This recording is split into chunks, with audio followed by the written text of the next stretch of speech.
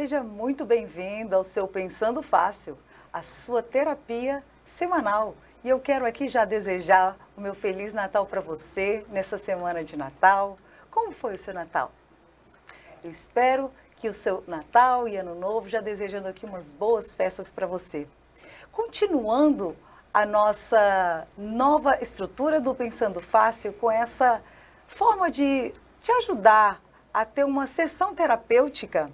Hoje, a importância do líder, ter um atendimento terapêutico, a importância do líder ter equilíbrio, o equilíbrio emocional. Quem me aceitou ter vindo conversar comigo, pastor Bruno. Bruno Lima, muito obrigado por ter aceito o meu convite. É uma honra ter aqui você conosco. Eu que agradeço o convite, é uma satisfação estar aqui, poder mostrar um pouco de como é ser líder e de como é viver, né, com as várias circunstâncias que sempre estão aí aparecendo para a gente superar. Então, eu acredito que esse papo vai ser super proveitoso, então agradeço demais. Sim. E começando, não é, Bruno? Conta para mim, quem é o Bruno? Bruno Lima, sou um ser humano com um coração que busca sempre amar. Um ser humano como outro qualquer, com seus defeitos e com as suas qualidades, que todos os dias busca se superar. E essa superação, eu acredito que é fruto de uma decisão e de um processo. Como costumo dizer, o que foi ontem não sou hoje e não será o que serei amanhã, porque nós estamos em constante evolução. Então, eu acredito que o Bruno é esse ser humano que luta pela vida, que luta pelos seus ideais, que luta por aquilo que acredita, um ser humano que principalmente coloca Deus e sua fé para dar embasamento àquilo que ele vai caminhar, aos seus objetivos e às suas conquistas. Sim. E atualmente, Bruno, quais são as questões que te tocam? Qual a questão que você sente que precisa ser trabalhada, precisa ser observada dentro da sua estrutura emocional? Ok. Eu sou uma pessoa já com 43 anos de idade. Isso nos traz uma bagagem de experiência. Já passei por muitas fases na minha vida. Desde a minha adolescência, né, enfrentei muitas dificuldades, principalmente por minha sexualidade. Não vou esconder aqui, né, porque todos sabem que eu sou homossexual. E num período em que era muito difícil ainda, nos anos 90, você poder se identificar como tal. Mas eu tive um ato de coragem de buscar a minha alegria, a minha felicidade, me assumindo, me aceitando, tendo orgulho daquilo que eu sou. Então, todo esse processo que eu passei desde a minha adolescência fez com que eu chegasse onde eu estou hoje. Então, passei sim por momentos de muita dificuldade, de muita tristeza, às vezes por não sentir-se aceito pela sociedade, por não sentir-se aceito pela religião, por não sentir-se aceito nos espaços ao qual eu estava. Busquei sempre dar o melhor de mim, mas me faltava algo. E esse algo que me faltava, eu só consegui ter plenamente, ser um ser pleno, a partir do momento em que eu assumi a minha orientação sexual. Então eu tenho isso de grande orgulho e eu acredito que é um amadurecimento constante que, claro que quando a gente faz uma decisão como essa, a gente também paga o preço por isso, né? Porque há muitas pessoas que ainda são contrárias, o preconceito ainda predomina na sociedade brasileira. Então, a gente tem esse enfrentamento diário, a qual eu ainda passo, mas que hoje as coisas são muito mais fáceis, frutos dessa luta que nós fizemos no passado e continuamos fazendo e ainda vamos continuar a fazer no futuro. Certo. Esses pontos que você disse que você passou, quais são os pontos que você sente que ainda te incomodam? Olha, em relação à minha vida, o que eu penso que me incomoda é que às vezes as pessoas aceitam apenas por uma questão social, mas que o preconceito ele continua na estrutura da sociedade. Ninguém vai dizer, por exemplo, que é racista, ninguém vai dizer que é homofóbico, ninguém vai dizer que é xenofóbico. Todas as pessoas vão sempre dizer que não tem preconceito algum, mas que na realidade, na prática da vida, naquilo que falam, como se comportam, em suas atitudes e nas maneiras de agir, nas piadas que contam, nas histórias a que se remetem, podem sim expressar nessa estrutura, subjetivamente, esse preconceito. E eu sou vítima disso. Sempre, todos os dias, com falas, com piadas, mas a gente sempre tenta, digamos assim, essa defesa que nós fazemos não é contrariando as outras pessoas, mas é respeitando, porque a gente só pode ser respeitado a partir do momento que nós respeitamos, né? Então, até um verso bíblico que diz assim, que da forma como nós medimos, nos medirão também. Então eu busco não medir as pessoas, mas olhar sempre com um olhar de amor e esperar que esse olhar de amor um dia chegue. Mas até hoje sim enfrento dificuldades no seio familiar, no seio social, e a gente sabe que a aceitação às vezes é ali na sua frente, né? Mas por trás a gente ainda sabe que há e que acontece de fato, né, o preconceito. Mas você pode dar um exemplo prático para a gente? Porque muitas vezes, você disse, as pessoas agem como se não tivessem, mas no fundo elas têm. Isso seria como se fosse uma falsidade da pessoa ou realmente elas não entendem o que é o preconceito? Exatamente. No Brasil é aquilo que é politicamente correto. Mas algo que é politicamente correto não pode estar apenas naquilo que nos é visível, mas naquilo que nos é invisível. Digamos assim, naquilo da nossa vida privada, não somente na nossa vida pública. Quando eu digo assim, eu tenho um filho gay, um filho homossexual, não é? E você, quando é a sua própria família, a sua própria mãe, tem até a tendência de aceitar. Mas quando uma pessoa do lado, né, um vizinho do lado, por exemplo, poderia dizer assim, olha, ele é gay. Se fosse meu filho, eu não gostaria. Eu preferia um filho bandido do que um filho homossexual. Entre outras frases que são utilizadas e que a gente ouve sempre. Preferia que não fosse meu filho, preferia que não fosse com ele. Né? Então isso a gente está sempre ouvindo. E quais as marcas que você sente que o reflexo disso deixou em você, Bruno? Em mim, principalmente, entrei num processo depressivo. Eu acredito que isso não é só comigo. Isso é em qualquer ambiente em que um indivíduo venha sofrer essas sanções, ele também vai passar por esse processo. Veja, há pesquisas, inclusive no campo da psicologia, que dizem que 67% dos brasileiros homoafetivos, eles não estão felizes com a sua orientação sexual. E desses 67%, 10% deles já apresentaram alguma tendência suicida. E a pesquisa nos Estados Unidos, falei do Brasil e agora nos Estados Unidos, que também versa sobre o mesmo tema, vai dizer que 20% dos LGBTQIAPN+, em algum momento da vida, já tentaram o suicídio. E no Brasil não são poucos os casos de pessoas que nós vemos cometendo suicídio. Então esse processo de depressão, em que a sociedade nos ferindo, nos causa, não é alheio à minha pessoa. Eu também passei por isso. Como ser humano, como um líder, como um pastor, não significa que eu sou um super-homem, que eu sou uma pessoa que estou distante ou aquém de passar por essas dificuldades. Nós também passamos. Todos passamos como seres humanos. Algumas pessoas mais do que outras, porque depende do enfrentamento e da aceitabilidade que você tem na sociedade. E nós, como homoafetivos, ficamos à margem, ficamos aquém. Como temos esse preconceito todo ainda e enfrentamos tudo isso, é óbvio que venhamos a apresentar determinados problemas, né? Problemas, dificuldades, digamos assim, até mais apresentado que outras parcelas da sociedade.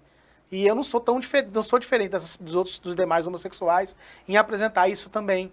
Em momentos de precisei, claro que eu busquei também a ajuda de psicólogo, de psiquiatra, quando necessário, certo? Fiz a minha terapia. Sempre achei muito importante poder compartilhar um pouco da minha vida com outra pessoa, com um segundo olhar. Porque quando você olha para si próprio, você enxerga de um modo. Mas quando tem uma pessoa de fora olhando, ela pode te apontar outros caminhos que sejam talvez aqueles que você não esteja enxergando. E eu acredito que a terapia sempre foi muito positiva para mim nesse sentido. Até hoje faço terapia. Há muito tempo faço.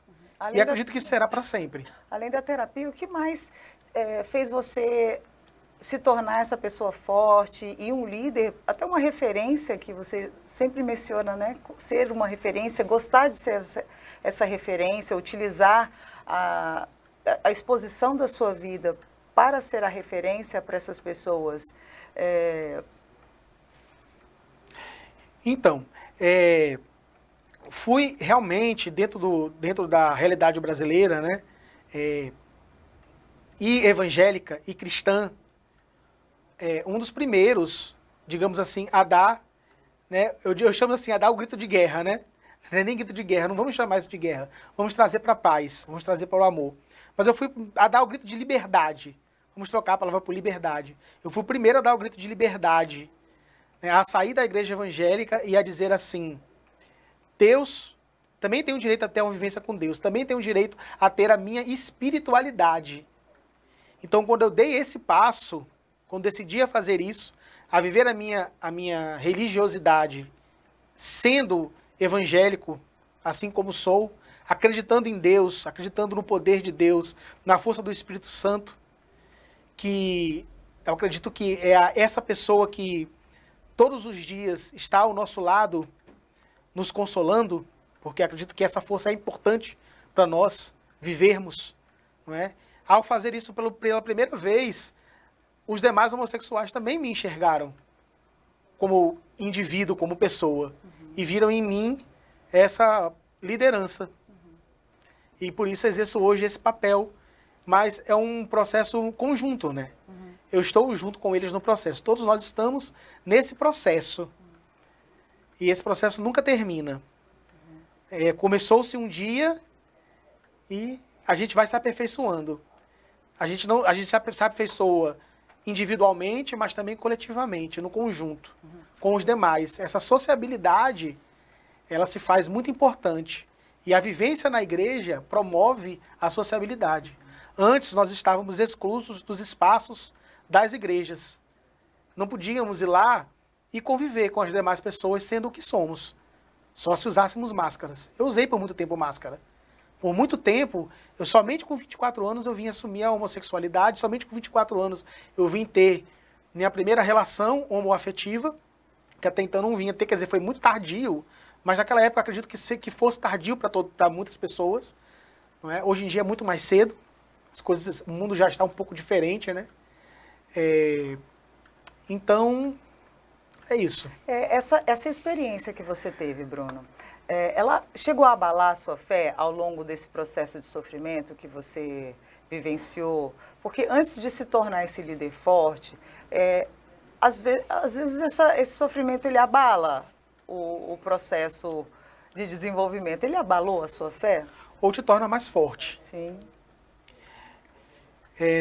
O ser humano necessita passar, enquanto ser que vive em sociedade, passar por dificuldades. Porque é isso que faz com que ele se fortaleça. Eu só sou o que eu sou hoje porque eu tenho uma vida pregressa.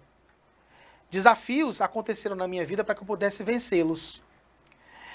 O que me ajudou muito a conquistar essa maturidade, e eu ainda não a conquistei como eu a quero, eu ainda estou no processo, como eu continuo dizendo, foi a busca estudando, foi pesquisando, foi lendo. Tanto é que eu tenho três formações, né? Eu sou, além de teólogo e de pastor, né? Eu também tenho uma formação em ciências sociais e eu também tenho uma formação em pedagogia. Então, todos esses estudos, essas pesquisas que eu fui fazendo ao longo do tempo, me ajudaram a me entender, a me aceitar enquanto homossexual e a me entender enquanto homoafetivo também. Principalmente no campo da teologia, quando eu conheci a teologia inclusiva, que é aquela que acolhe os homossexuais, ela me ajudou muito. Você veja, ela surgiu nos anos 60 nos Estados Unidos, quer dizer, algo novo, pelo reverendo Troy Perry. Mas no Brasil, ela só chegou efetivamente em 2004, onde surgiram as primeiras igrejas no Rio de Janeiro e em São Paulo que aceitaram os homossexuais. E eu fui a São Paulo para poder ter contato com essa primeira igreja, para trazê-la para o Nordeste. E fundamos as primeiras igrejas do Nordeste que vieram a acolher os homossexuais, porque até então os homossexuais não tinham apoio nas igrejas a qual estavam. Qual era a situação então na época? De pessoas passando por terapias de reversão sexual, que já sabemos que o Conselho de Psicologia, o Conselho de Psiquiatria são contra que ocorra, né? Não há nenhum respaldo científico para que isso aconteça. Os efeitos são reversos. Eu passei por uma dessas terapias que não fez efeito nenhum. E, inclusive, da igreja que eu fiz parte, chamava-se de cura interior. Mas que não, eu continuei com a minha homossexualidade, com a minha homoafetividade. Apenas eu não vivia, mas o sentimento permanecia em mim, porque o sentimento permanece inato, porque é a minha orientação. Agora, Bruno, a sua vivência enquanto o entendimento e que quando você se descobriu e tal, porque muitas pessoas passam por essa identificação. O que você sente que te tocou na época em que você estava entendendo, se autoavaliando, que te fez assumir essa causa com tanta força? Eu costumo fazer uma relação com o mito da caverna de Platão. É interessante porque diz a história contada por ele, fictícia, obviamente, em que os indivíduos se encontravam dentro de uma caverna, amarrados e também com os olhos vendados. E, de repente, um deles conseguiu se desamarrar e a sua venda, aos poucos, começou a cair. E ele olha para fora da caverna e lá fora ele observa sombras. Achava-se então que aquelas sombras até então eram verdadeiras, eram a essência da coisa. Até que ele decide sair da caverna e chegar lá fora, ele percebe que eram apenas sombras, imagens refletidas de uma realidade que ele só conheceu quando ele saiu. Mas só que o processo até ele sair foi um processo muito doloroso, porque é quando você está num quarto escuro que você acende a luz, percebe-se a dor que acontece nos seus olhos, até a sua íris se acostumar com o ambiente. Do mesmo modo aconteceu nesse mito da caverna. Depois ele retorna para a caverna e tenta ajudar os demais colegas que estão ali. Alguns estão preparados para sair da caverna com ele, outros preferem permanecer vendados ali dentro. O que eu passei foi um processo do mito da caverna. Eu saí dessa caverna para encontrar com a realidade, para encontrar com a essência, com a verdade das coisas, porque eu só conhecia as sombras. E para a minha felicidade não significa ausência de problemas ou dificuldades. A felicidade significa que, independente da ausência, mesmo ou apesar dela, eu tenho a esperança que permanece viva em meu coração de que eu irei superá-la. Mas assim, só para ajudar o pessoal que está lá do outro lado, quais seriam essas sombras? Porque sombras, até segundo Jung, todo mundo tem o seu lado sombra, né? Quais seriam esse lado sombra que te fez? Porque é muito forte a sua defesa. Isso é muito bonito a maneira como você defende. Por isso que eu estou te perguntando isso, até para você inspirar quem está do outro lado. O que te fez realmente ter esse gás todo? Bom, primeiramente foi a fé. A fé é realmente esse firme fundamento daquilo que você não tem certeza, mas daquilo que você espera e sabe que vai acontecer, mesmo que você não esteja visualizando. É algo invisível, mas que você acredita que vai acontecer. Então, a fé sempre permaneceu inata no meu coração. Eu sempre acreditei. E, por outro lado, eu me lembro que na universidade, passando por esses processos todos, por esses conflitos todos, a gente vai se perguntando. E são perguntas até filosóficas, né? Você se pergunta de onde vim, quem sou eu, para onde eu vou. Quando você se faz essas perguntas filosóficas e você busca respondê-las, e não apenas a partir de respostas que a religião lhe traz, porque obviamente que a religião vai te trazer respostas daquilo que o pensamento tradicional pode trazer, mas a ciência, por outro lado, traz respostas comprovadas. Então eu passei por esse processo no estudo científico de encontrar-se com as respostas que eu buscava nos livros, nas leituras. A grande terapia para mim, enquanto ser humano, foi a leitura. Acredito que todos nós buscamos algo que venha a nos completar. Quem nos completa primeiramente é Deus. Nenhum outro indivíduo pode te completar. Você pode procurar uma outra pessoa para te completar 100%, mas se você buscar na outra pessoa, você nunca vai conseguir ser feliz totalmente. Você tem que, por si só, fazer sua felicidade. Então, foi isso que eu consegui, esse caminho que eu consegui fazer, buscando a minha própria felicidade, né, passo a passo, construindo muro a muro. Sabe um muro que você constrói? Você precisa de alicerce. Se você construir um muro e embaixo você não construir a base, aquele muro vai cair. Então, primeiro você constrói o alicerce da sua vida, para depois você construir tijolo a tijolo. Até que um dia a sua casa esteja totalmente construída. E eu costumo dizer também uma coisa muito bonita, né? Falando sobre outras pessoas que podem vir a nos completar. Hoje eu sou uma pessoa, sou casado, né? Sou muito feliz no meu relacionamento e costumo dizer o seguinte: as pessoas querem assim, tá passando por um momento difícil da vida e falam assim, poxa, porque eu tô precisando de outra pessoa. Mas se você não cuida do seu jardim, que é você, como você espera que os passarinhos venham nele, né? Ou as borboletas estejam nele, sim, se o seu jardim já todo destruído. Então, primeiro você precisa se cuidar-se de si próprio, para que depois uma outra pessoa possa vir.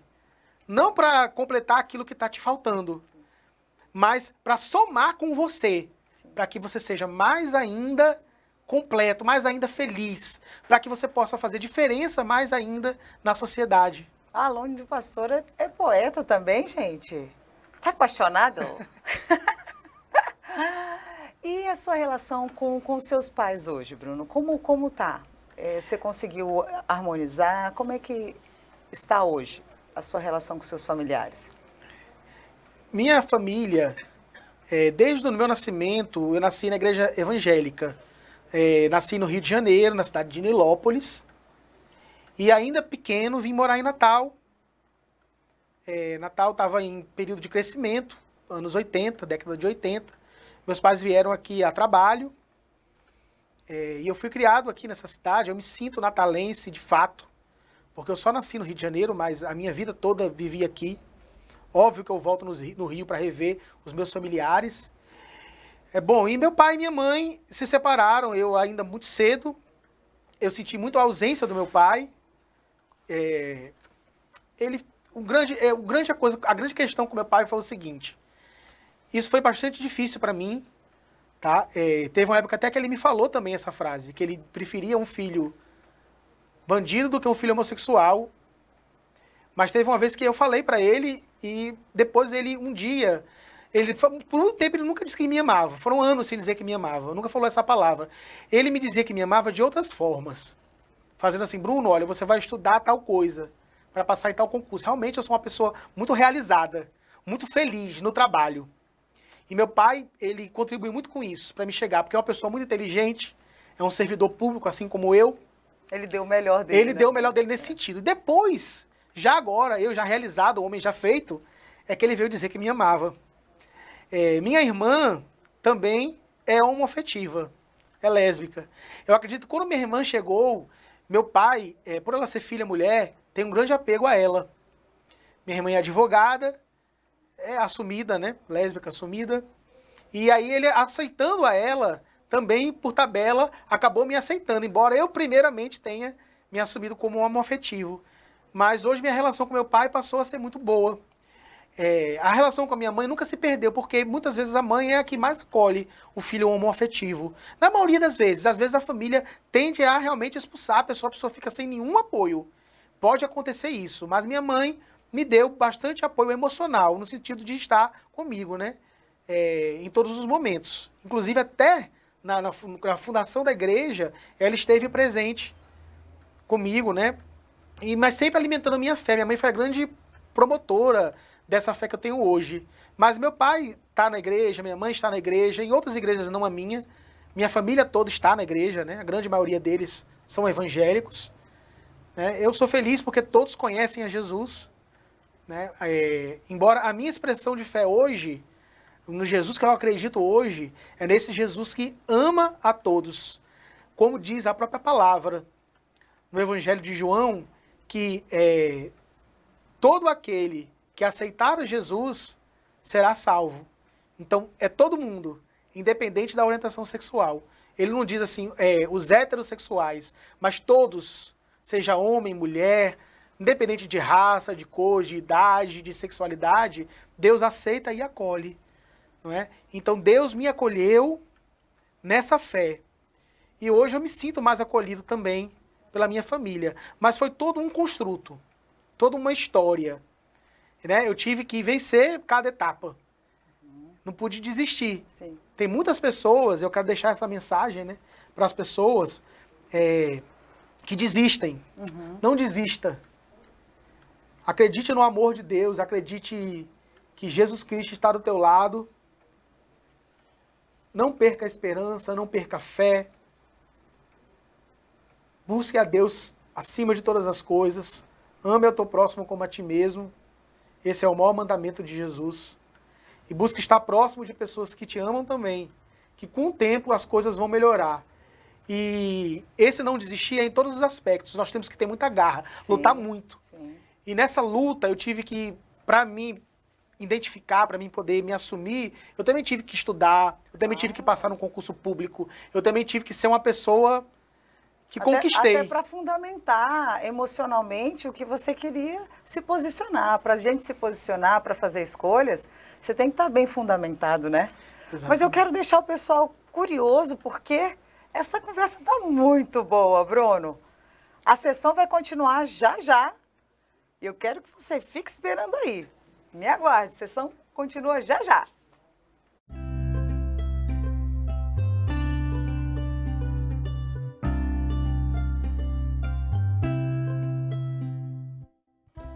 O Lar da Vovozinha está há 40 anos cuidando de quem sempre nos deu amor e carinho. Precisamos da sua doação para que possamos continuar cuidando de quem sempre cuidou de nós. A sua doação se transforma em cuidado, atenção, alegria, amor e gratidão. Ajude o Lar da Vovozinha e seja um multiplicador de bons sentimentos e dos sorrisos mais sinceros. Acesse o QR Code e veja como fazer sua doação. Uma campanha da Start TV em prol do Lar da Vovozinha.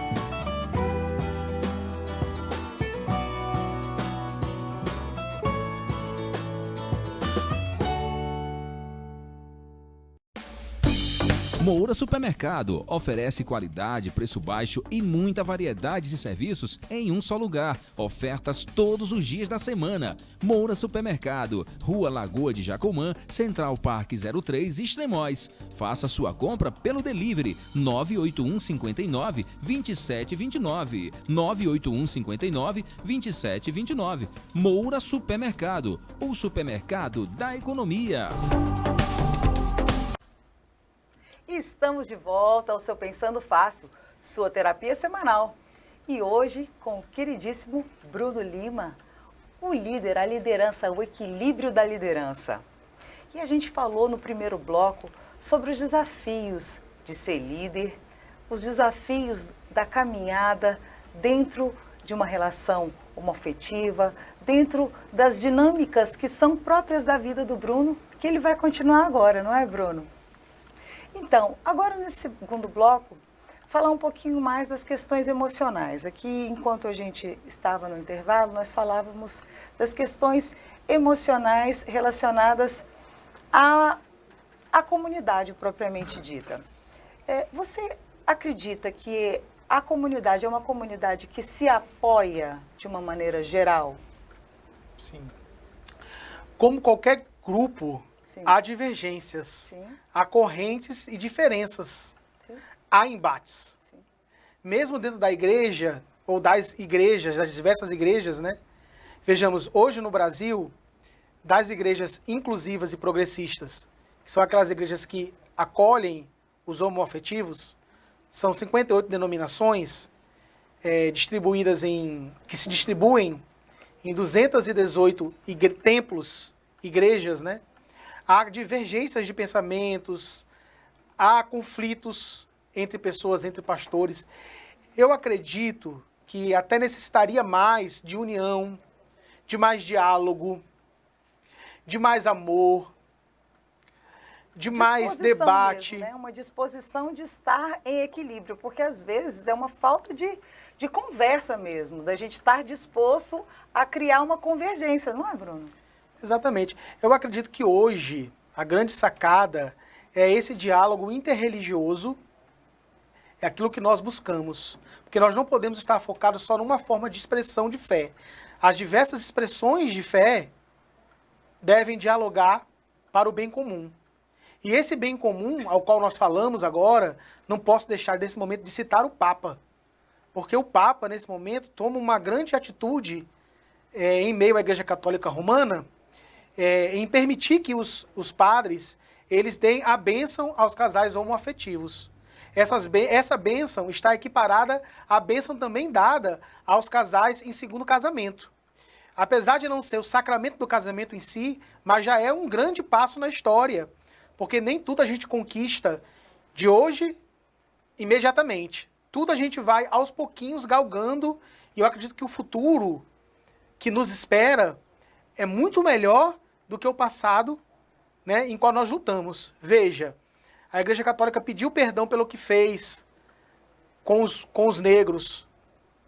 A Igreja Católica pediu tantos perdões pelo que cometeu em épocas passadas, e agora, nesse momento, a Igreja Católica se volta para os homoafetivos. Eu estou falando isso porque eu quero dizer que não há uma convergência de pensamentos entre os grupos religiosos que aceitam ou não aceitam os homossexuais, os LGBTQI, APN+. Há LGBTQI, APN+, inclusive dentro das igrejas tradicionais que ainda não os aceitam, vivendo esse embate, ou muitas vezes se escondendo, não se aceitando, não sendo feliz, não sendo aquilo que são.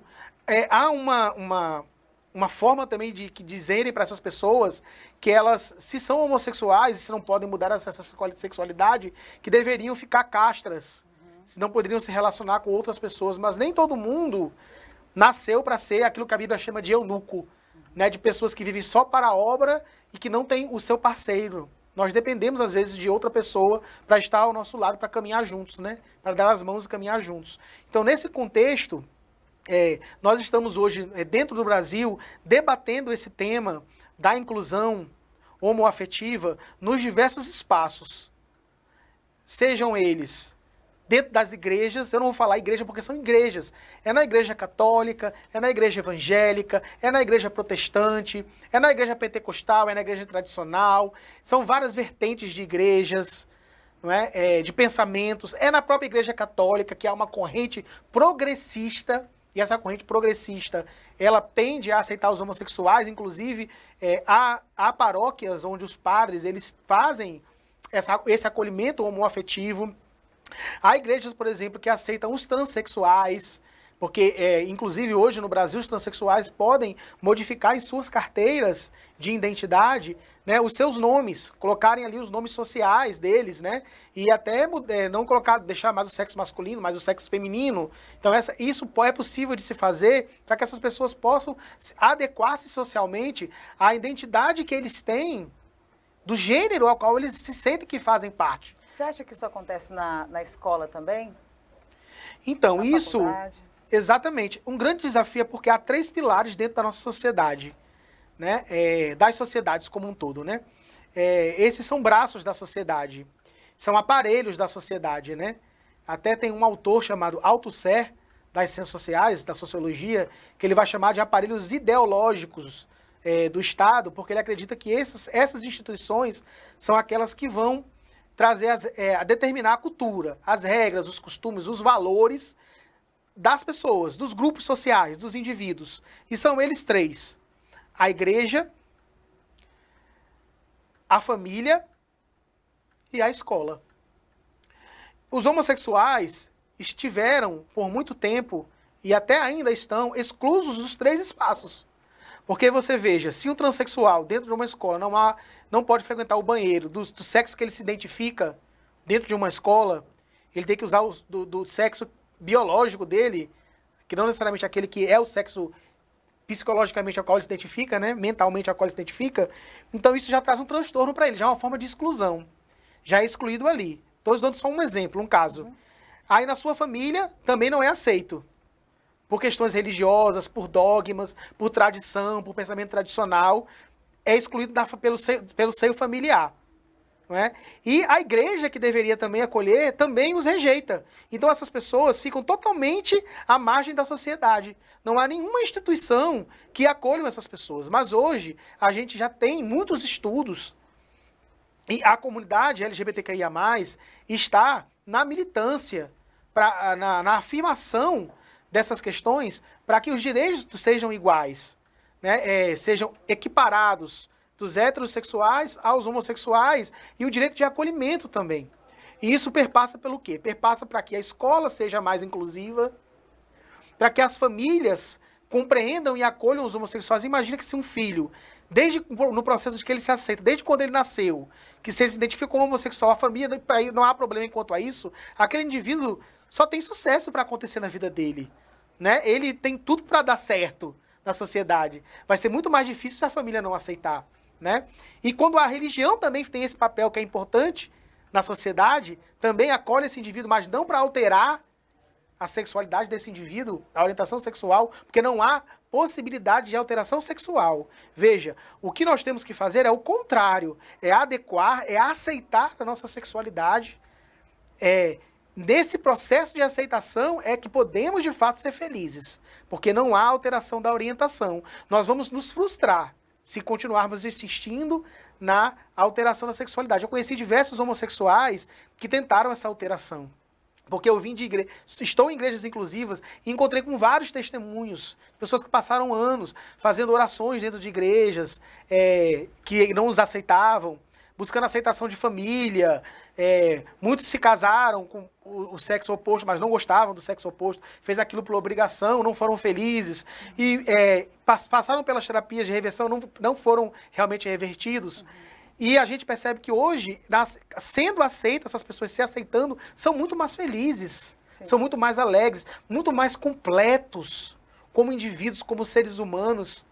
Agora, dentro da estrutura familiar, Bruno, muitas vezes é difícil alguém ter esse entendimento, por exemplo, uma pessoa de fora, né? Vamos supor que tenha alguém da família que esteja com uma vontade de estar colocando para fora a homossexualidade dela e não consegue, por exemplo. E você acha que essa pessoa, ela dá sinais? Ou que você consegue dar uma orientação para ela, ou até para que ela vá na sua igreja, para que você consiga orientá-la de uma maneira mais adequada, para que isso possa ser feita de uma maneira menos dolorosa, vamos dizer assim? Sim, de fato. Eu sugiro que primeiro as pessoas façam um exercício pessoal, porque perpassa muito a você como ser humano buscar essa aceitação, essa felicidade. Depende muito de você também. A gente não pode ficar muito dependendo daquilo que os outros podem fazer ou deixar de fazer por nós. Às vezes nós temos que nós mesmos ir lá e fazer. Então acho que essa é a primeira sugestão que eu dou. E depois eu sugiro que a pessoa busque locais onde ela se sinta acolhida. Ou seja, em igrejas progressistas e inclusivas, onde ela terá uma mensagem de acolhimento e não uma mensagem de exclusão. Você sabe que até há pouco tempo eu passei um tempo sabático, que nós chamamos entre os evangélicos, os cristãos, um período em que você passa distante, sem se envolver com muitas coisas. E eu passei um período sabático em relação à minha liderança religiosa, não estava exercendo, para descansar um pouco, porque eu havia realmente passado por um processo de muito enfrentamento no início das primeiras igrejas, até que as primeiras igrejas viessem a surgir. E nesse interpérie, eu fui em uma igreja que não aceitava os homoafetivos. E eu falei, vou ficar aqui nesse local só porque aqui as pessoas me conhecem pouco, não sabem quem eu sou, não sabem que eu sou pastor, eu vou ficando por aqui, né? Ninguém me conhece, talvez eu seja mais feliz, sem precisar me identificar. Mas chegou um momento, devido à minha formação e etc., que as pessoas passaram a me observar. E eu comecei até a falar, eles me deram a oportunidade de falar e etc., de participar das escolas bíblicas, né? E depois, um certo dia, eles me chamaram para conversar e falaram assim, olha, nós queremos conversar com você. Nós gostaríamos que você permanecesse na nossa igreja, mas para isso você precisa não dizer mais que você é homoafetivo. Você tem que esconder a sua sexualidade. Isso foi há pouco tempo, faz uns 10 anos. Eu digo pouco tempo, mas faz uns 10 anos que isso ocorreu, né? Então, claro que eu saí de lá. Eu nunca retrocederia. Isso seria um grande retrocesso. Mas para mim foi bom vivenciar isso, para ter uma vivência que os outros homossexuais também todos os dias enfrentam, em lugares que eles não são aceitos. Também não adianta. Se você não é aceito nesse lugar, vá para um lugar onde as pessoas te amam. Se rodeie de pessoas que vão contribuir com a sua vida. Busque ajuda profissional, de um psicólogo, devidamente credenciado pelo Conselho de Psicologia, não é? Busque um psiquiatra, se há necessidade de medicamento para que você possa diminuir a sua depressão, aquilo que lhe ocasionou de alguma forma, né? Porque às vezes não é só na psiquiatria, mas a gente precisa de medicamentos. Então, tudo isso, nesse contexto como um todo, você se está com pessoas ali naquele momento que vão te ajudar, buscar uma igreja que te ajude, buscar pessoas que te ajudem, amigos que te ajudem e etc, né? Acho que é por isso que os homossexuais acabam se juntando também, para um dar força para o outro. Mas essa parte que você falou é muito importante, Bruno, porque é o autoconhecimento. O autoconhecimento, ele é a base de tudo, realmente. Enquanto a pessoa não entender qual é o objetivo dela, então, assim como a gente está fazendo as sessões de terapia, venha você também fazer terapia com a gente. A gente pode fazer a hora que você quiser. Se inscreva conosco no Instagram, tá bom? Nosso direct, ou aqui da Start TV, ou no meu, do @psicóloga-Daudi. A gente vai ter o maior prazer de conversar com você. E com essa possibilidade, né, Bruno, as pessoas começam a ampliar a mente, porque o próprio assunto sexualidade, ele é um tabu até hoje. Imagina a homossexualidade. Exato. Não é? Não costuma se falar muito sobre sexualidade, né? Exato. Em nenhum dos lugares.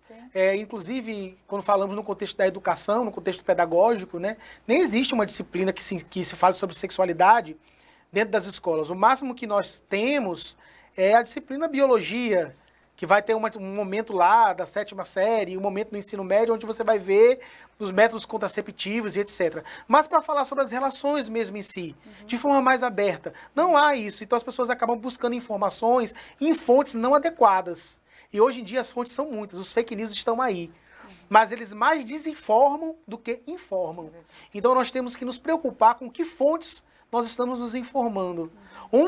Que água nós estamos bebendo? Que água é essa? Né? Onde nós estamos nos alimentando? Aquela comida em qual você está se alimentando, espiritualmente falando, ela realmente está saciando sua fome? Ou ela está apenas te enganando, te tapeando, te lubridiando, ou não está te fortalecendo de fato? Sim. Então nós temos que buscar algo que o próprio Jesus Cristo, uma vez, a Bíblia conta que ele estava próximo a um poço, e lá tinha uma mulher samaritana.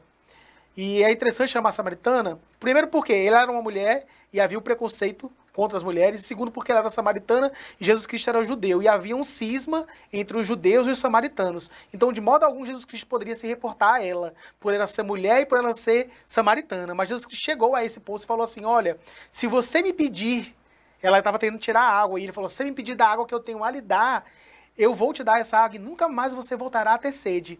E ela falou, eu quero beber dessa água. Que água é essa? É a água da vida, que é o próprio Jesus Cristo. Ele nos alimenta com profundidade. Ele sacia nossa sede.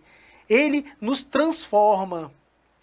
Ele faz com que as nossas questões psicológicas, os nossos conflitos possam ser sanados, resolvidos, porque nós estamos em paz, porque nós temos a esperança, algo que nunca podemos perder, a fé, a esperança e o amor.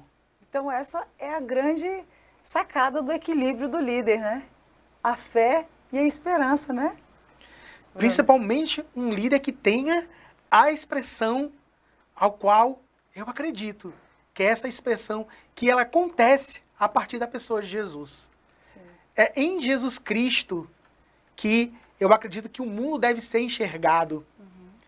Quais foram os exemplos que Jesus Cristo deixou? Quando ele olha para uma mulher que estava em pecado, ele diz, quem não tem pecado, atire a primeira pedra. Jesus Cristo nunca julgou ninguém. Quem somos nós para julgar? Quem sou eu para julgar uma pessoa por ser homoafetiva? Porque do mesmo modo eu posso ser julgado, talvez não por ser homoafetivo, mas pelos defeitos que eu possa ter, porque todos temos defeitos. Não há ser humano perfeito, não há ser humano que não tenha erros. Todos nós precisamos de constantes ajustes. E esses ajustes não é uma chavezinha que você vira e amanhã você já está totalmente ajustado. Não é assim. Sim. É todo um processo de construção, sim, de vida, de propósito de vida. De força de vontade, de observação diária, de terapia, de oração. E tudo junto, a roda vai rodando, né? Exatamente. Eu, como ser humano, enfrentei tantas coisas difíceis. Tantas vezes eu também me desviei deste caminho. Tantas vezes eu me vi desamparado. Mas todas as vezes que eu olhei para Jesus, eu voltei a ter esperança. Eu voltei a ter paz no coração.